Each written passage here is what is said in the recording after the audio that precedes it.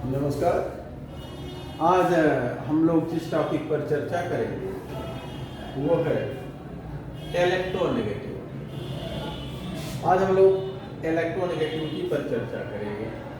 Electronegativity की definition देखेंगे अलग अलग स्केल पर, फिर उसको कैसे निर्धारित करेंगे, एक स्केल पर प्राप्त इलेक्ट्रोनेगेटिविटी का दूसरे स्केल की इलेक्ट्रोनेगेटिविटी में कैसे कन्वर्जन करेंगे, इन सब पे चर्चा आज होनी है। तो देखिए, सबसे पहले हम इलेक्ट्रोनेगेटिविटी को डिफाइन करते हैं। इलेक्ट्रोनेगेटिविटी है क्या? अगर हम पाउलिंग स्केल, पहले पाउलिंग को ही चर्चा करनी है और उसके बाद जो है मुल्लिकन को देखना है, ऑलरेड रोसो है। 3 साइंटिस्टों ने इलेक्ट्रोनेगेटिविटी को अपने अपने तरीके से परिभाषित किया है, अपने अपने तरीके से निकाला है और हम उन तीनों को 1 बाय 1 चर्चा करेंगे। लेकिन सबसे पहले पाउलिंग को देखा जाए। पाउलिंग ने क्या बताया? पाउलिंग ने बताया कि किसी कोवलेंट, जब कोई आइटम किसी मॉलिक्यूल में होता है अर्थात किसी दूसरे आइटम से बॉन्डेड होता है, तब उनके जो वैलेंस शेल संयोजी कोष में जो बॉन्ड पेयर ऑफ इलेक्ट्रॉन है, ये जो इलेक्ट्रॉन युग्म जो इस बॉन्ड को बना रहा है, इस बॉन्ड पेयर ऑफ इलेक्ट्रॉन पर इनके नाभिकों द्वारा जो आकर्षण बल, फोर्स ऑफ अट्रैक्शन एक्सर्ट होता है, उसी आकर्षण बल को हम उस एलिमेंट की इलेक्ट्रोनेगेटिविटी देखते हैं। तो पाउलिंग के अनुसार इलेक्ट्रोनेगेटिविटी किसी आइटम की हम कहाँ देखते हैं? मॉलिक्यूल में देखते हैं। पाउलिंग के अनुसार किसी आइटम की इलेक्ट्रोनेगेटिविटी हम कहाँ देखते हैं? मॉलिक्यूल में देखते हैं।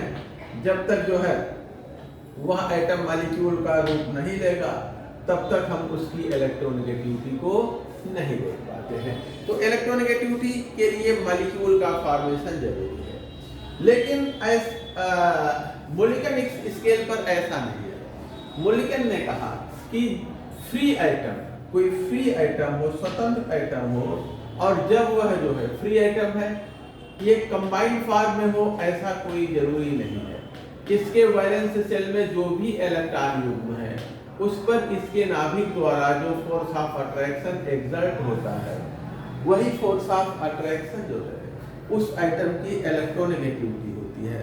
तो पाउलिंग ने जो बॉन्ड पेयर के जो इलेक्ट्रॉन बॉन्ड पेयर के रूप में है उन पर न्यूक्लियस द्वारा, आइटम के न्यूक्लियस द्वारा एक्सर्टेड फोर्स ऑफ अट्रैक्शन को कंसीडर किया है इलेक्ट्रोनेगेटिविटी के डिटर्मिनेशन में। लेकिन मुल्लिकन में वो लोन इलेक्ट्रॉन पेयर हो, बॉन्ड के रूप में हो और ना हो, इससे कोई मतलब नहीं है। मुल्लिकन ने बॉन्ड की कोई शर्त नहीं रखी है। लेकिन चलिए हम पहले पाउलिंग के अनुसार देखते हैं इलेक्ट्रोनेगेटिविटी। किसी भी आइटम के आउटर मोस्ट सेल में जब वो आइटम कोवैलेंटली बॉन्डेड हो तो उसके आउटर मोस्ट सेल में जो बॉन्ड पेयर ऑफ इलेक्ट्रॉन है उस पर न्यूक्लियस द्वारा जो फोर्स ऑफ अट्रैक्शन एक्सर्ट होता है। जैसा अभी हमने देखा, सपोज कर ले ये फ्लोरीन है और ये हाइड्रोजन है। हाइड्रोजन और फ्लोरीन के बीच में एक इलेक्ट्रॉन युग्म की साझेदारी है। इस इलेक्ट्रॉन युग्म को फ्लोरीन अपनी तरफ आकर्षित करेगा, हाइड्रोजन अपनी तरफ। तो जितना फोर्स इनके न्यूक्लियस एक्सर्ट करेंगे इस इलेक्ट्रॉन पर, इसे अपनी तरफ आकर्षित करने के लिए, वही इनकी इलेक्ट्रोनेगेटिविटी होगी। तो electronegativity is defined as the electrostatic electron attracting power. Electronegativity क्या है? इनके न्यूक्लियस की इलेक्ट्रॉन को अपनी तरफ आकर्षित करने की पावर, क्षमता। Electronegativity is defined as the electron attracting power of an atom towards its nucleus when the atom is covalently bonded in a molecule। ठीक है ना? जब कोई आइटम कोवैलेंट बॉन्ड के माध्यम से जुड़ करके मॉलिक्यूल का फॉर्मेशन किया हो, तब उसके वैलेंस शेल में जो बॉन्ड पेयर ऑफ इलेक्ट्रॉन है, जो बॉन्डेड इलेक्ट्रॉन युग्म है, उस पर जितना वह आकर्षण बल आरोपित करता है उसी को हम उसकी इलेक्ट्रोनेगेटिविटी कहते हैं। आगे जो है अगर हम देखें तो इलेक्ट्रोनेगेटिविटी जो है किसी एलिमेंट की, ये पाउलिंग के अनुसार ये इनहेरेंट प्रॉपर्टी नहीं है, यानी कि ये जो है इसका इसके साथ इसके वंशानुगत प्रॉपर्टी नहीं है, इसके उत्पत्ति के साथ यह गुण इसके साथ नहीं है, बल्कि जो है ये डिपेंड करता है किस पर, जो उसके सराउंडिंग इन्वायरमेंट है उस पर डिपेंड करता है। अर्थात जो इलेक्ट्रोनेगेटिविटी है वो किसी एटम का कैरेक्टरिस्टिक प्रॉपर्टी, वेरी कैरेक्टरिस्टिक नहीं है। ऐसा नहीं है कि यह उसकी संरचना पर, एटम के न्यूक्लियस में प्रोटॉन न्यूट्रॉन क्या है इस पर डिपेंड करता है, बल्कि उसके सराउंडिंग, किसी एटम के चारों तरफ जो अन्य एटम जुड़े हैं उनके स्वभाव पर ही डिपेंड करता है। तो यह एटम का इनहेरेंट गुण नहीं है, आनुवंशिक गुण नहीं है, बाय बर्थ यह नहीं मिला है, बल्कि वातावरण का भी इस पर प्रभाव है। वातावरण अलग अलग होने पर इलेक्ट्रोनेगेटिविटी अलग अलग होती है। उदाहरण के तौर पर देखें, यदि हम सल्फर की इलेक्ट्रोनेगेटिविटी देखें, इलेक्ट्रोनेगेटिविटी सल्फर की, तो H2S, F6 और SF6 इन तीनों कंपाउंड में सल्फर की इलेक्ट्रोनेगेटिविटी एक समान नहीं है। इन कंपाउंड में सल्फर की इलेक्ट्रोनेगेटिविटी एक समान नहीं है, नॉट सेम। अर्थात सल्फर से हाइड्रोजन जुड़ा है कि फ्लोरीन जुड़ा है, फ्लोरीन है तो 4 जुड़ा है कि 6 जुड़ा है कि 2 जुड़ा है। सल्फर के इर्द गिर्द का जो वातावरण है, सराउंडिंग का जो एटमॉस्फेयर है, उस पे भी काफ़ी कुछ इलेक्ट्रोनेगेटिविटी डिपेंड करता है। तो इलेक्ट्रोनेगेटिविटी कोई इनहेरेंट प्रॉपर्टी नहीं है, बल्कि यह जो है वातावरण से प्रभावित होने वाला गुण है। अगला, electronegativity of an element is not its inherent property, but electron affinity of an element is its inherent property. देखिए, 2 प्रॉपर्टी हम देखते हैं। एक तो electron affinity, outer most shell में इलेक्ट्रॉन ग्रहण करने की प्रॉपर्टी, ग्रहण करने की टेंडेंसी, और इलेक्ट्रोनेगेटिविटी, आउटर सेल में जो इलेक्ट्रॉन युग्म है उसको अपनी तरफ आकर्षित करने की। इसमें जो इलेक्ट्रोनेगेटिविटी है ये इनहेरेंट प्रॉपर्टी नहीं है, यह सराउंडिंग वातावरण पर डिपेंड करता है। बट जो इलेक्ट्रॉन एफिनिटी है ये इनहेरेंट प्रॉपर्टी है, हर एटम का अपना बाय बर्थ ये इसे प्राप्त होता है, इसमें कोई परिवर्तन नहीं होता है। सराउंडिंग एटमॉस्फेयर अगर हम बदल दें, बाहरी वातावरण बदल दें, तो इलेक्ट्रोनेगेटिविटी तो प्रभावित हो जाती है, लेकिन इलेक्ट्रॉन एफिनिटी प्रभावित नहीं होती है। इलेक्ट्रॉन एफिनिटी सराउंडिंग द्वारा, एटम के परिवेश द्वारा प्रभावित नहीं होती है। अब हम आते हैं पाउलिंग इलेक्ट्रोनेगेटिविटी। हमने कहा कि इलेक्ट्रोनेगेटिविटी की परिभाषा अलग अलग साइंटिस्टों द्वारा अलग अलग दी गई है, और सबसे पहले हम पाउलिंग ने इलेक्ट्रोनेगेटिविटी की जो डेफिनेशन दी और उन्होंने इसका मेजरमेंट कैसे किया उसको देखते हैं। पाउलिंग इलेक्ट्रोनेगेटिविटी, पाउलिंग के पैमाने पर, पाउलिंग इलेक्ट्रोनेगेटिविटी को हम काई P से, मुलिकन की इलेक्ट्रोनेगेटिविटी को काई M से, और ऑलरेड रोसो की इलेक्ट्रोनेगेटिविटी को काई A R से, इस तरह से डिनोट करते हैं। तो हम सबसे पहले पाउलिंग इलेक्ट्रोनेगेटिविटी पर चर्चा करने जा रहे हैं। पाउलिंग ने इलेक्ट्रोनेगेटिविटी को कैसे परिभाषित किया और कैसे उन्होंने मेजर किया, और कितनी पाउलिंग स्केल पर विभिन्न एलिमेंट की इलेक्ट्रोनेगेटिविटी कितनी होती है। देखिए, जो इलेक्ट्रोनेगेटिविटी का कंसेप्ट पाउलिंग स्केल पर है वो वैलेंस बॉन्ड थ्योरी पर आधारित है। वैलेंस बॉन्ड थ्योरी के अनुसार जब 2 एटम आपस में आबंधन करते हैं तो वे इलेक्ट्रॉनों की एक इलेक्ट्रॉन दे करके इलेक्ट्रॉनों की परस्पर साझेदारी से जुड़ते हैं। जैसे 2 एटम है A और B, तो एक एटम A देगा और दूसरा एटम B देगा, और दोनों परस्पर इन इलेक्ट्रॉनों की साझेदारी से आपस में जुड़ गए। अब इस साझे के इलेक्ट्रॉन युग्म को दोनों नाभिक अपनी तरफ आकर्षित करते हैं। तो इन इस साझे के इलेक्ट्रॉन युग्म पर इन नाभिकों द्वारा जो आकर्षण बल आरोपित होता है वही इनकी इलेक्ट्रोनेगेटिविटी कहलाता है। ठीक है ना। तो इलेक्ट्रोनेगेटिविटी का कंसेप्ट कहां से प्राप्त होता है? वैलेंस बॉन्ड थ्योरी से, क्योंकि वैलेंस बॉन्ड थ्योरी ही इलेक्ट्रॉन एक इलेक्ट्रॉन की साझेदारी से कोवैलेंट बॉन्ड बनाने की बात कही थी। तो देखिए पाउलिंग के स्केल पर देखिए पाउलिंग की जो इलेक्ट्रोनेगेटिविटी है उसका कंसेप्ट कहां से आया था? ये कहां का कंसेप्ट है? वैलेंस बॉन्ड थ्योरी का कंसेप्ट है। ठीक है। अगर हम देखें वैलेंस बॉन्ड थ्योरी के अनुसार अगर दो एटम आपस में कॉम्बिनेशन किए हैं, जैसे एटम ए और बी ये आपस में जुड़ करके ए बी मॉलिक्यूल बनाए हैं, तब इस मॉलिक्यूल का जो वेव फंक्शन होगा वो कैसे व्यक्त किया जाएगा? टोटल वेव फंक्शन देखिए, वेव फंक्शन अगर जो है जैसे मॉलिक्यूल जो है अगर मान ले कि ये मॉलिक्यूल ए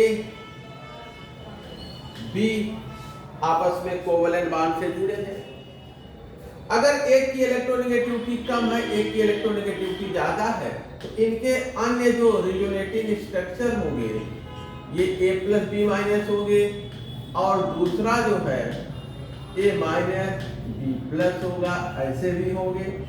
इनकी ये जो है इनके ये रिजोनेटिंग स्ट्रक्चर है और जो टोटल वेव फंक्शन होगा साई ए बी ये हम कैसे प्राप्त करते हैं? इस रिजोनेटिंग स्ट्रक्चर का कंट्रीब्यूशन सपोज कर ले C1 है, टोटल रिजोनेटिंग स्ट्रक्चर में इतना इसका कितना प्रतिशत का योगदान है, इस स्ट्रक्चर का कितना योगदान है, इस स्ट्रक्चर का कितना योगदान है। वैलेंस बॉन्ड थ्योरी के अनुसार जो विभिन्न रिजोनेटिंग स्ट्रक्चर किसी एक कंपाउंड ए बी के बने हैं उनमें विभिन्न रिजोनेटिंग स्ट्रक्चर्स का कंट्रीब्यूशन कितने का है, विभिन्न रिजोनेटिंग स्ट्रक्चर में कंट्रीब्यूशन कितने का है ये हमें देखना है। यदि इसका कंट्रीब्यूशन C1 का है, इसका कंट्रीब्यूशन C2 का और इसका कंट्रीब्यूशन C3 का, तब इसका जो कंप्लीट वेव फंक्शन होगा C1 Sai A B plus इसका C2 का कंट्रीब्यूशन है साई ए प्लस बी माइनस और फिर प्लस इसका कंट्रीब्यूशन C3 का है साई ए माइनस और बी प्लस। इन सारे रिजोनेटिंग स्ट्रक्चर्स के योगदान का हम सम करते हैं तो हमें वेव फंक्शन मिलता है पूरे मॉलिक्यूल का। अब देखिए वही पॉइंट यहाँ पर, the wave function of the A B molecule in the light of valence bond theory is given by. Valence bond theory का संज्ञान लेते हुए अगर हम किसी मॉलिक्यूल का वेव फंक्शन देखना चाहें तो कितना होता है? मॉलिक्यूल का वेव फंक्शन क्या होगा? कोवैलेंट मॉलिक्यूल का वेव फंक्शन इनटू इसका कंट्रीब्यूशन टोटल स्ट्रक्चर में, फिर a प्लस बी माइनस का कंट्रीब्यूशन का वेव फंक्शन इनटू इसका कंट्रीब्यूशन, फिर a माइनस बी प्लस का वेव फंक्शन इनटू इसका कंट्रीब्यूशन। ये रहा। अब देखिए यदि जो है मॉलिक्यूल A और B ऑलमोस्ट आइडेंटिकल, सॉरी यदि इलेक्ट्रोनेगेटिविटी A और B की ऑलमोस्ट आइडेंटिकल है यानी एक जैसी है, जैसे हमने एटम A और B को ये कोवैलेंट बॉन्ड से जुड़े हैं, यदि इसकी इलेक्ट्रोनेगेटिविटी एक बराबर है हो B की इलेक्ट्रोनेगेटिविटी के, तो इनके स्ट्रक्चर में जो आयनिक स्ट्रक्चर यानी इनका ये जो आयनिक इसके एक कोवैलेंट रिजोनेटिंग स्ट्रक्चर है तो आयनिक है, जो आयनिक रिजोनेटिंग स्ट्रक्चर है उसका योगदान नेग्लिजिबल होगा। तो इसके टोटल वेव फंक्शन में आयनिक स्ट्रक्चर का कंट्रीब्यूशन नेग्लिजिबल होगा, अर्थात ऐसी कंडीशन में जो C2 और C3 है ये लगभग बराबर होंगे लेकिन नेग्लिजिबल होंगे C1 के कंपैरिजन में। फिर से देखिए अगर A और B की इलेक्ट्रोनेगेटिविटी लगभग समान है तो इसके जो विभिन्न रिजोनेटिंग स्ट्रक्चर हम बनाएंगे, एक तो ये हो गया कोवैलेंट, एक में A प्लस B माइनस, अगला resonating structure A minus B plus. ये स्ट्रक्चर तब बनते हैं कटायन और एनायन जब इनकी इलेक्ट्रोनेगेटिविटी में A और B की इलेक्ट्रोनेगेटिविटी में पर्याप्त अंतर हो। लेकिन यदि इनकी इलेक्ट्रोनेगेटिविटी A की इलेक्ट्रोनेगेटिविटी लगभग बराबर हो B के, तो ये आयनिक संरचनाएं नहीं बनती है। अगर हम HF लें, HF, तो ये कोवैलेंट है, इसकी एक आयनिक संरचना H प्लस F माइनस बनेगी, दूसरा हम बना सकते हैं H माइनस और F प्लस। तो H माइनस F प्लस ये नगर, इसका कंट्रीब्यूशन नहीं होगा, इसका होगा और इसका होगा, ठीक है। लेकिन अगर हम दो फ्लोरीन मॉलिक्यूल को आपस में जोड़ लें तो इसमें इस कोवैलेंट का भी होगा, इसके साथ साथ अब F प्लस F माइनस और फिर F माइनस F प्लस, तो इनका योगदान नगण्य होता है, योगदान मुख्य रूप से इसी का होता है। तो यदि जो है इलेक्ट्रोनेगेटिविटी का डिफरेंस नेग्लिजिबल है, तब जो विभिन्न आयनिक स्ट्रक्चर रचनाएं हैं उनका योगदान नेग्लिजिबल होता है, ठीक है। तो देखिए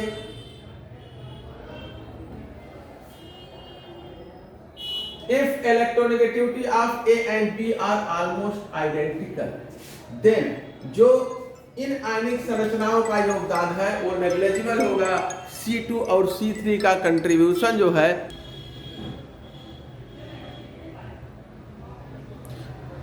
तब C2 और C3 का कंट्रीब्यूशन क्या हो जाता है, नेग्लिजिबल, यानी इन दोनों के कंपैरिजन में C1 बहुत बड़ा होगा। इस कोवैलेंट स्ट्रक्चर का योगदान मुख्य होगा, इनका योगदान नगण्य होगा। लेकिन यदि इनकी इलेक्ट्रोनेगेटिविटी A और B की इलेक्ट्रोनेगेटिविटी का अंतर बढ़ता जाए, तब जो आयनिक रेजोनेटिंग स्ट्रक्चर्स का कंट्रीब्यूशन है वो तब नेग्लिजिबल नहीं होगा।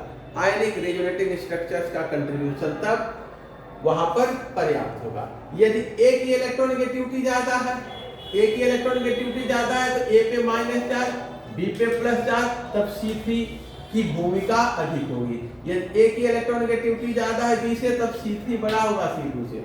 लेकिन अगर B की इलेक्ट्रोनेगेटिविटी है ज्यादा A से, तब जो है C2 की भूमिका बड़ी होगी C3 से, ठीक है। अगर B की इलेक्ट्रोनेगेटिविटी ज्यादा है तो ये मेन होगा, A की इलेक्ट्रोनेगेटिविटी ज्यादा है तो ये मेन होगा। दोनों की इलेक्ट्रोनेगेटिविटी बराबर है तो इसका मुख्य योगदान होगा। ये रहा। अब देखिए आगे,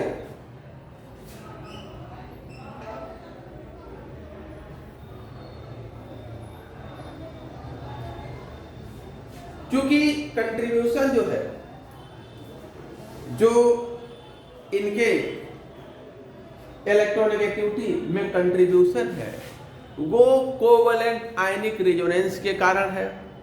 जो कोवैलेंट आयनिक रेजोनेंस है, अगर हम इनका कंट्रीब्यूशन देखें, जिन कंपाउंड्स का कोवैलेंट और आयनिक दोनों रेजोनेंस संरचनाएं बनती हैं, उनकी बॉन्ड स्ट्रेंथ प्योर कोवैलेंट से ज्यादा होती है। जिसमें पोलरिटी भी आ जाती है, उसकी बॉन्ड स्ट्रेंथ प्योर कोवैलेंट से ज्यादा होती है। तो because of contribution of covalent ionic resonance, covalent ionic अनुनाद के योगदान के कारण जो एक्चुअल बॉन्ड स्ट्रेंथ है ये ऑलवेज ग्रेटर होता है than that of corresponding hypothetical 100% covalent bond. देखिए अगर हम HF को लें, अगर हम HF को लें, HF ये तो पोलर है, इस पे पार्शियल पॉजिटिव चार्ज, इस पे पार्शियल नेगेटिव चार्ज आता है। इस पोलरिटी के कारण इसकी बॉन्ड स्ट्रेंथ बढ़ जाती है। अगर हम इसको काल्पनिक नॉन पोलर मान लें, अगर हम मान लें कि ये नॉन पोलर है, ऐसी कल्पना करें, इसकी जो 100% ये कोवैलेंट है, तब इसकी जो बॉन्ड स्ट्रेंथ होगी EHF कोवैलेंट, उसकी तुलना में इसकी बॉन्ड स्ट्रेंथ अधिक होती है। जो पोलर कोवैलेंट बॉन्ड होते हैं वो प्योर कोवैलेंट की तुलना में नॉन पोलर कोवैलेंट की तुलना में प्रबल होते हैं। देखिए, तो जो एनर्जी का डिफरेंस है, जो कोवैलेंट आयनिक रेजोनेंस एनर्जी का डिफरेंस है, जिसे डेल्टा से डिनोट करते हैं, ये डेल्टा कितना होता है, actual bond energy minus energy of corresponding 100% covalent bond. जैसे HF की एक्चुअल बॉन्ड एनर्जी क्या है, और जब हम उसमें 100% कोवैलेंट बॉन्ड की परिकल्पना कर लें, नॉन पोलर बॉन्ड की परिकल्पना कर लें, तब उसकी बॉन्ड एनर्जी क्या होगी, दोनों के डिफरेंस से हमें रेजोनेंस एनर्जी प्राप्त होता है। दोनों के डिफरेंस से हमें रेजोनेंस एनर्जी प्राप्त होता है। कौन सा, कोवैलेंट आयनिक रेजोनेंस की एनर्जी। तो डेल्टा ए बी ये हम कैसे निकालेंगे, जो एक्चुअल बॉन्ड एनर्जी है E A B into covalent bond की energy E A B covalent के। यहाँ ई ए बी कोवैलेंट ये थ्योरेटिकली कैलकुलेट की जा सकती है दोनों आइटम यानी कि बॉन्ड ए ए और बी बी के बॉन्ड का एरिथमेटिक मीन लेकर के। जैसे कोई बॉन्ड ए बी है, बॉन्ड ए बी, और इस बॉन्ड ए बी की एनर्जी अगर हमें कैलकुलेट करनी है तो हम इसका बॉन्ड ए ए और बॉन्ड बी बी, ए और बी बी बॉन्ड की एनर्जी को जोड़ करके इसका आधा कर लें, यानी हम इसका एरिथमेटिक मीन ले लें तो हमें बॉन्ड ए बी की एनर्जी मिल जाती है। ठीक है, तो हम जो बॉन्ड ए बी है उसकी एनर्जी कैसे कैलकुलेट करते हैं, ए ए और बी बी की बॉन्ड एनर्जी का अरिथमेटिक मीन ले लेते हैं। लेकिन जो है यदि हम देखिए जो प्योर कोवैलेंट बॉन्ड, अगर हम एफ बॉन्ड को इमेजिन कर लें कि ये प्योर कोवैलेंट है, प्योर कोवैलेंट है, तो उसकी bond strength, bond A B अगर कोवैलेंट मान लें तो इसकी बॉन्ड स्ट्रेंथ कैसे निकालेंगे, ए ए और बी बी बॉन्ड की स्ट्रेंथ को जोड़ करके उसका आधा कर लें, अर्थात उसका ज्योमेट्रिक में अरिथमेटिक मीन ले लें। किंतु इस प्रकार का मीन लेना, एरिथमेटिक मीन लेना आयनिक कंपाउंड्स के लिए या जो मेटल हाइड्राइड्स हैं उनके लिए सही नहीं होता है। यदि हम मेटल हाइड्राइड्स का, जैसे लिथियम हाइड्राइड है, सोडियम हाइड्राइड है, पोटेशियम हाइड्राइड है, इनकी रेजोनेंस एनर्जी इस एरिथमेटिक मीन के आधार पर हम इनकी रेजोनेंस एनर्जी निकालें तो नेगेटिव आ जाता है। ठीक है ना, becomes negative, resonance energy becomes negative. इनकी रेजोनेंस एनर्जी नेगेटिव होती है, विच इज नॉट एक्सेप्टेबल, जो कहीं से एक्सेप्टेबल नहीं होती है। तो यदि हम जो है रेजोनेंस एनर्जी निकालें इस कंसेप्ट पर, अर्थात जो है हम कोवैलेंट बॉन्ड की स्ट्रेंथ इनके एरिथमेटिक मीन से निकालें तो इन हाइड्राइड्स की रेजोनेंस एनर्जी नेगेटिव होती है, जो कहीं से मान्य नहीं है। रेजोनेंस एनर्जी कभी नेगेटिव नहीं होती है, हमेशा पॉजिटिव होती है। अब देखिए फिर हम क्या करते हैं, यदि हम ए बी बॉन्ड को पूर्णतया कोवैलेंट लेते हुए, एज्यूम करते हुए इनकी एनर्जी निकालें और ए और बी बी बॉन्ड का ज्योमेट्रिक मीन लेके दोनों की बॉन्ड एनर्जी को मल्टीप्लाई करके स्क्वायर रूट ले लें, ज्योमेट्रिक मीन, तो हमें जो है जो वैल्यू मिलती है वो करेक्ट मिलती है, या हम कहें एक्सेप्टेबल मिलती है और सही मिलती है। इसलिए हम ये कैसे निकालते हैं, कोवैलेंट बॉन्ड ए बी की एनर्जी बॉन्ड ए और बॉन्ड बी बी की एनर्जी का स्क्वायर करके मल्टीप्लाई करके स्क्वायर रूट ले लेते हैं, अर्थात इनका ज्योमेट्रिक मीन लेते हैं, न कि एरिथमेटिक। अब जो रेजोनेंस एनर्जी है बॉन्ड ए बी की कैसे निकालेंगे, बॉन्ड ए बी की एक्चुअल एनर्जी माइनस इसका जो है प्योर कोवैलेंट, अगर हम इसका नेचर कंसीडर करें तो उसकी एनर्जी, एक्चुअल बॉन्ड एनर्जी में से प्योर कोवैलेंट बॉन्ड वाले बॉन्ड की एनर्जी को सब्ट्रैक्ट कर दें तो हमें रेजोनेंस एनर्जी मिल जाती है इस बॉन्ड की, covalent ionic resonance energy delta A B हमें मिलती है। ठीक है ना। अब देखिए जो रेजोनेंस एनर्जी डेल्टा है ये उत्पन्न होता है आयनिक फार्म के कंट्रीब्यूशन से। जो रेजोनेंस एनर्जी डेल्टा है वो अराइज होता है due to contribution of ionic form and it depend on the electronegativity of atom A and B. हमने बताया कि जहां पे पोलरिटी हो जाती है, जो पोलर बॉन्ड होते हैं उनकी जो एक्चुअल बॉन्ड स्ट्रेंथ होती है नॉन पोलर कोवलेंट बॉन्ड के कंपैरिजन में उनकी तुलना में अधिक होती है। यहां पर जो है कितना अधिक होगा, यानी कि कोवलेंट आयनिक रेजोनेंस एनर्जी कितनी होगी, ये डिपेंड करता है दोनों एटम की इलेक्ट्रोनेगेटिविटी डिफरेंस पर। ठीक है, दोनों एटम की इलेक्ट्रोनेगेटिविटी का डिफरेंस जितना ज्यादा होगा, जो कोवलेंट आयनिक कोवलेंट रेजोनेंस एनर्जी है इसकी वैल्यू भी उतनी ही अधिक होगी। अब देखिए, यदि सपोज कर लें बी की इलेक्ट्रोनेगेटिविटी ज्यादा है ए से, ए से बी की इलेक्ट्रोनेगेटिविटी ज्यादा है, तो बी पर पार्शियल नेगेटिव चार्ज आएगा, ए पर पार्शियल पॉजिटिव।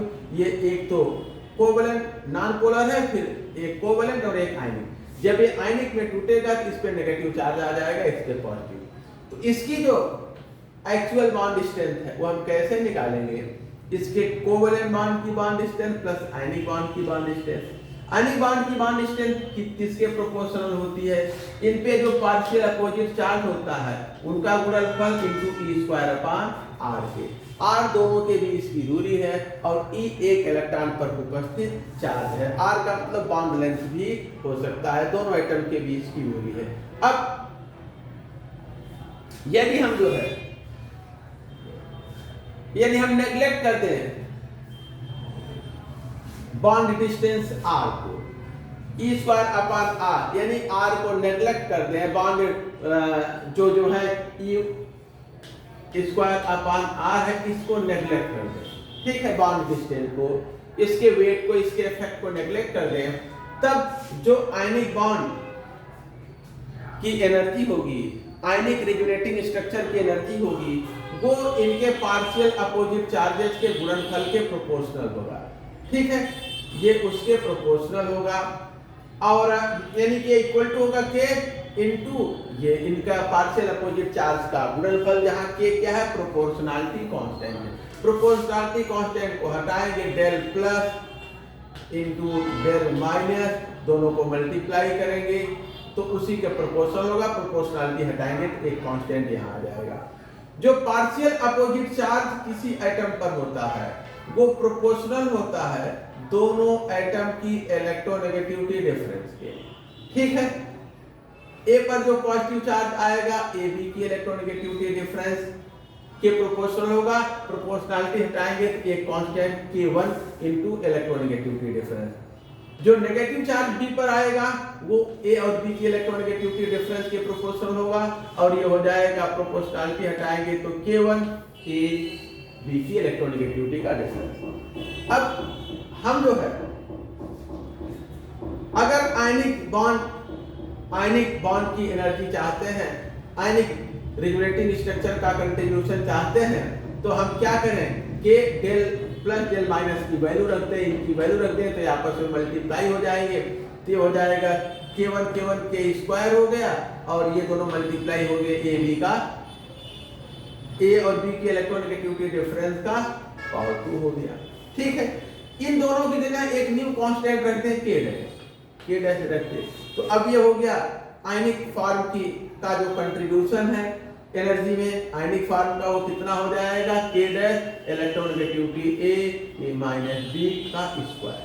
ठीक है, अब बॉन्ड स्ट्रेंथ टोटल क्या हो जाएगा, कोवेलेंट बॉन्ड की स्ट्रेंथ प्लस आयनिक बॉन्ड की स्ट्रेंथ। या हो जाएगा ये कोवेलेंट बॉन्ड की स्ट्रेंथ, आयनिक की वैल्यू इतनी है तो हमने इतना लिख दिया, के डैश और काई ए और काई बी का स्क्वायर, ये हो गया।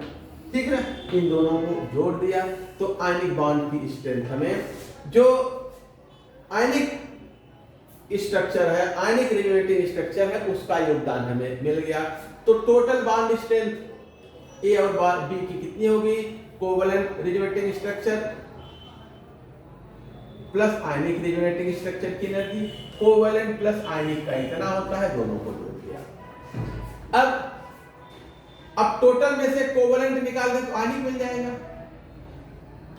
ई ए बी में से ई कोवेलेंट निकाल दे तो ई आयनिक हो जाएगा, ठीक है। और यही डेल्टा ए बी होता है, यही क्या होता है डेल्टा ए बी। तो ये किसके बराबर हो जाएगा के, और इनकी इलेक्ट्रोनेगेटिविटी के डिफरेंस का स्क्वायर। क्लियर है ना। हमें देखिए इसका और इसका हमें डिफरेंस लेना, इसको इधर कर दे तो हमें ये मिल जाएगा। और यही जो है डेल्टा ए बी के बराबर होता है, जो रेजोनेटिंग कोवेलेंट आयनिक रेजोनेंस एनर्जी है उसके बराबर होता है।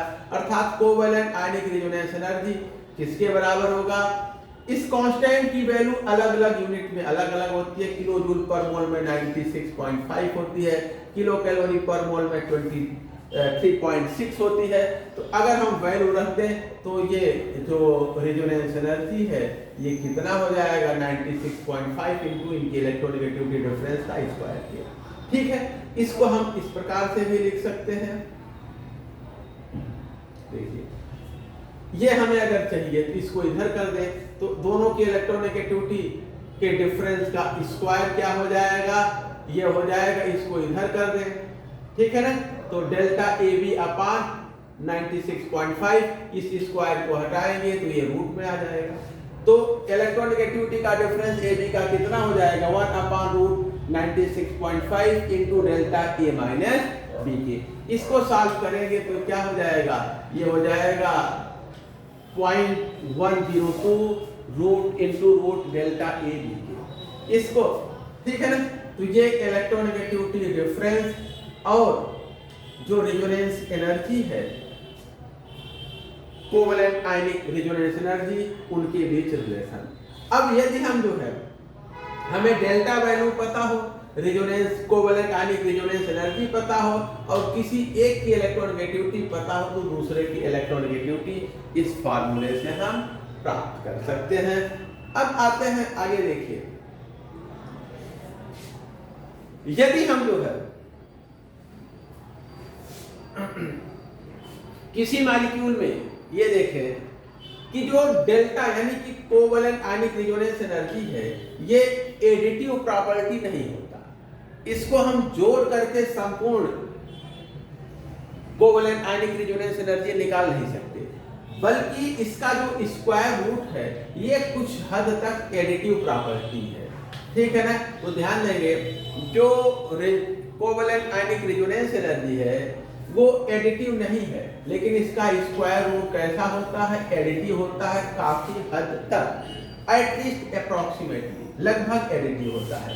जैसे किसी बॉन्ड ए बी की रेजोनेंस एनर्जी और बी सी की रेजोनेंस एनर्जी ये ए सी के रेजोनेंस एनर्जी के बराबर नहीं होता, लेकिन जब इसका हम स्क्वायर रूट ले लें, बॉन्ड ए बी की रेजोनेंस एनर्जी का square root plus bond B C की रेजोनेंस एनर्जी का स्क्वायर रूट, ये लगभग बॉन्ड ए सी की रेजोनेंस एनर्जी के स्क्वायर रूट के बराबर होता है। अर्थात इनका स्क्वायर रूट ले लें तो वो काफी हद तक एडिटिव प्रॉपर्टी होता है। और अब देखिए परसेंट आयनिक कैरेक्टर अगर हम देखें तो लीनियरली रिलेटेड होता है डेल्टा वैल्यू से। इनकी इलेक्ट्रोनेगेटिविटी का डिफरेंस प्रोपोर्शनल होता है रूट डेल्टा वैल्यू के। डेल्टा जो है ये कोवेलेंट आयनिक रेजोनेंस एनर्जी होता है। और अब हम आते हैं unit of covalent resonance energy. इसकी यूनिट देखें, कोवेलेंट रेजोनेंस एनर्जी की यूनिट यानी डेल्टा वैल्यू की यूनिट क्या है। तो पाउलिंग ने यह बताया, यह प्रपोज किया कि इलेक्ट्रोनेगेटिविटी डिफरेंस बॉन्डेड एटम्स के बीच जो है वो इक्वल टू होता है किसके, उनकी डेल्टा वैल्यू के स्क्वायर रूट के। पाउलिंग ने ऐसा बताया कि दो एटम्स की इलेक्ट्रोनेगेटिविटी का जो डिफरेंस है वो उनकी रेजोनेंस एनर्जी कोवेलेंट आयनिक रेजोनेंस एनर्जी के स्क्वायर रूट के ही बराबर होता है। अब चूंकि डेल्टा को हम किलो जूल पर मोल में लेते हैं तो इलेक्ट्रोनेगेटिविटी डिफरेंस की जो यूनिट हो गई जो है डेल्टा की यूनिट हो गई, इसको हम किलो जूल में एक्सप्रेस करते हैं। और हम कन्वर्जन फैक्टर अगर यूज कर लें, एनर्जी, क्योंकि ये एनर्जी है ना, रेजोनेंस एनर्जी है, तो डेल्टा की जो वैल्यू है इसको हम किसमें, इलेक्ट्रॉन वोल्ट में यूज कर सकते हैं, या किलो जूल पर मोल में यूज कर सकते हैं, या फिर किलो कैलोरी पर मोल में। तो अगर हम देखें एक इलेक्ट्रॉन वोल्ट कितना किलो जूल पर मोल होता है, वैल्यू रख दें, कितना किलो जूल पर मोल मिल गया। एक इलेक्ट्रॉन वोल्ट जो है 23.06 किलो कैलोरी पर मोल के होता है, ये इससे डिवाइड कर दें इसकी वैल्यू को, तो हमें किलो कैलोरी पर मोल में हो गया। डेल्टा जो है वो इलेक्ट्रॉन वोल्ट में लिया जाता है। इलेक्ट्रोनेगेटिविटी का डिफरेंस का स्क्वायर, जो रेजोनेंस एनर्जी का स्क्वायर रूट है, इलेक्ट्रोनेगेटिविटी पे डिपेंड करता है, और ये वैल्यू इलेक्ट्रॉन वोल्ट में ली जाती है। और इस वैल्यू से को हम जो है कन्वर्ट कर सकते हैं किसमें, किलो जूल पर मोल में और किलो कैलोरी पर मोल में, ये इसकी यूनिट रही। और जो डेल्टा वैल्यू है ये मेजरेबल क्वांटिटी है। Delta value is a measurable quantity. यदि इलेक्ट्रोनेगेटिविटी एक एलिमेंट का नोन है तो दूसरे एलिमेंट की इलेक्ट्रोनेगेटिविटी का निर्धारण हम कर सकते हैं। और यदि पाउलिंग स्केल पर डिफरेंट एलिमेंट्स की इलेक्ट्रोनेगेटिविटी को हम देखें तो फ्लोरीन की हाईएस्ट इलेक्ट्रोनेगेटिविटी 4 ली जाती है पाउलिंग स्केल पर, और इसी के सापेक्ष अन्य की निकाली जाती है।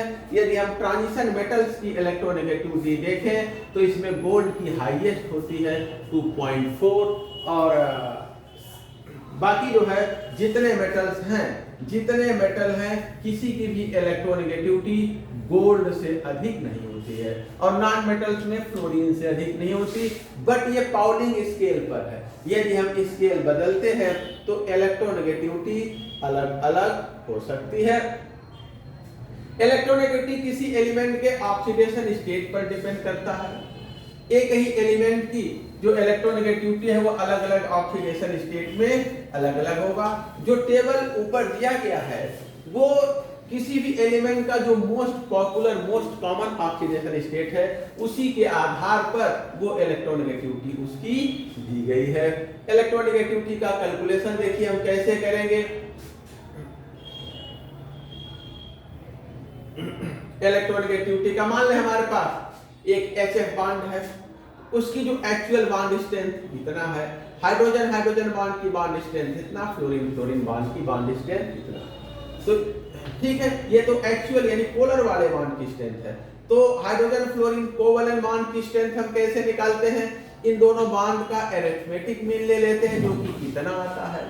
अब डेल्टा वैल्यू कैसे निकालेंगे, एक्चुअल बॉन्ड स्ट्रेंथ में से इनकी अरिथमेटिक मीन को हम सब्ट्रैक्ट कर देंगे। Actual bond strength hydrogen fluorine bond की कितना दिया है, 566 दिया है। इसमें से HH और FF बॉन्ड की जो एनर्जी है उसके अरिथमेटिक मीन को सब्ट्रैक्ट कर दें तो हमें जो है ये वैल्यू डेल्टा HF मिल जाएगा। ठीक है, और ये हमें मिल गया, ये कितना है, इन दोनों के डिफरेंस के बराबर है। तो इलेक्ट्रोनेगेटिविटी का डिफरेंस कितना होता है, कितना रूट डेल्टा HF के, तो इतना रूट डेल्टा HF आप इनको सब्ट्रैक्ट करेंगे तो कितना आ जाएगा, 303.5 वैल्यू रख दिए, सॉल्व कर लिए। तो हाइड्रोजन की इलेक्ट्रोनेगेटिविटी अगर हम देखें यहाँ से जो है सॉरी हाइड्रोजन और फ्लोरीन और हाइड्रोजन की इलेक्ट्रोनेगेटिविटी का डिफरेंस F माइनस H, ये कितना आ गया 1.77। अब हम अगर इसको इधर कर दें तो फ्लोरीन की इलेक्ट्रोनेगेटिविटी, इसको इधर कर दें तो हमें अगर हाइड्रोजन की इलेक्ट्रोनेगेटिविटी चाहिए तो इसको इधर कर दें तो फ्लोरीन की इलेक्ट्रोनेगेटिविटी -1.77, और इस प्रकार से हमें हाइड्रोजन की इलेक्ट्रोनेगेटिविटी 2.23 मिलेगी, जो कि पाउलिंग स्केल पर हाइड्रोजन की इलेक्ट्रोनेगेटिविटी होती है। ठीक है, ये रही इलेक्ट्रोनेगेटिविटी को हमने कैलकुलेट करने का तरीका देखा। यह ध्यान देंगे कि हम इस फार्मूले को भी यूज कर सकते हैं इलेक्ट्रोनेगेटिविटी कैलकुलेट करने के लिए। AB की इलेक्ट्रोनेगेटिविटी का डिफरेंस CB माइनस CA के डिफरेंस के बराबर होता है। ब्रैकेट ओपन करेंगे, C और C कैंसिल हो जाएगा, electronegativity of A minus electronegativity of दिया जाएगा। तो यदि हमें जो है हम इस फार्मूले को भी यूज करके ए और बी की इलेक्ट्रोनेगेटिविटी का डिफरेंस को प्राप्त कर सकते हैं। अब हमें देखना है इलेक्ट्रोनेगेटिविटी, थर्मोडायनेमिक डिटर्मिनेशन इलेक्ट्रोनेगेटिविटी का देखना है, थर्मोडायनेमिक डाटा के आधार पर इलेक्ट्रोनेगेटिविटी फाइंड करनी है। लेकिन आज की क्लास इसी पर बंद करते हैं, अब इसके आगे हम लोग कल देखा जाएगा। आज बस इतना ही, धन्यवाद।